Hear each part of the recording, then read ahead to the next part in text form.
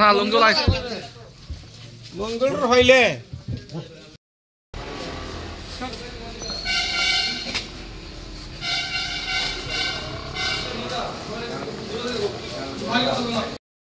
দিছে সব কিছু করছে ব্যবসা বলে হেউই শিখাইতেছে আর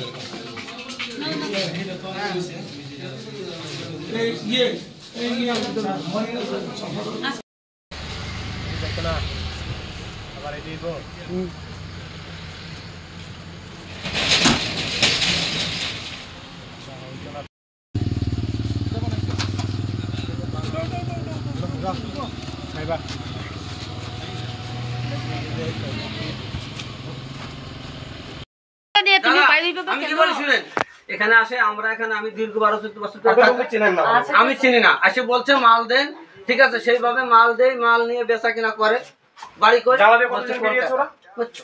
আপনি আপনি বাংলাদেশের কোন জায়গায় বাড়ি তোরা কি তা কইছিস বাংলাদেশের কোন জায়গায় বাড়ি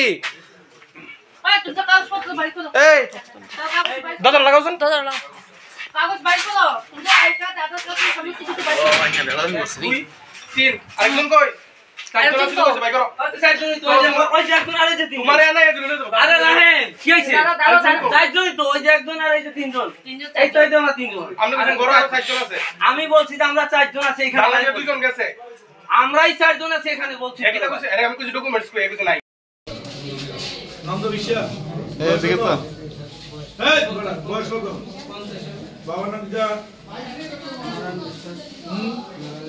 দেখো তো বেরিয়েছি দুজন তাই না আর কেউ আসবে একজন রাবিলা তোরনতে করে আনছে টোটাল ওই এটা করিমগঞ্জ আসামে সাইজন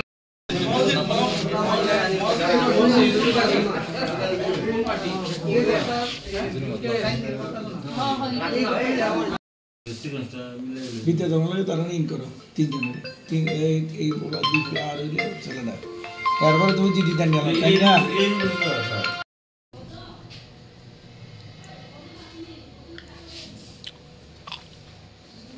আমার আবার কিছু নি আমার কিন্তু সকালে ইন করো বুঝছো নি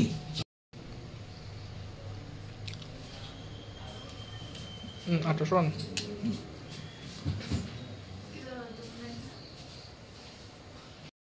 কি নাম তোমার মহসিন হ্যাঁ মহসিন মর্ষি কি মহসিন মুন্সি মহসিন মুন্সি কোন জায়গায় বাড়ি বাড়ি গোপালগঞ্জ বাংলাদেশে কিভাবে আইছো ভারতে বাংলাদেশে আবার কলকাতা আমার আছে কি আছে দাদারা আছে সবাই কাগজপত্র করছে মানে ভারতে মানে আসার কি তোমার কাছে কি কোনো বৈধ কাগজপত্র আছে বৈধ আমার কাছে নাই কিন্তু আমার ওই ইসে আছে কোন দেশে আছে কলকাতায় আছে কলকাতায় আছে কি আছে তোমার বৈধ কাগজপত্র আধার কার্ড আছে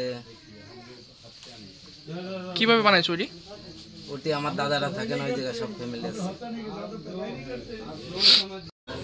কোন জায়গায় বাড়ি বাংলাদেশের কোন নে গোপালগঞ্জে কি নাম আপনার রামপ্রসাদ বিশ্বাস এখানে ভারতে কিভাবে আইছেন বৈধ কাগজপত্র আছে কিছু ভারতে আসা নাই কিভাবে আইছেন কোন সীমান্ত দিয়ে ঢুকছেন ত্রিপুরা দিয়া নাকি কলকাতা দিয়া হ্যাঁ ত্রিপুরা দিয়া আপনার নাম রামপ্রসাদ বিশ্বাস কি প্রমাণ কতদিন যাবত আছো এখানে কতদিন কি করো এখানে তেলিয়ামুড়ায় কি ফ্রি করো গোপালগঞ্জ কোন জায়গার গোপালগঞ্জ বাংলাদেশের গোপালগঞ্জ কি নাম তোমার মাহফুজ মোল্লা এখানে কি করতে আইছো ভারতে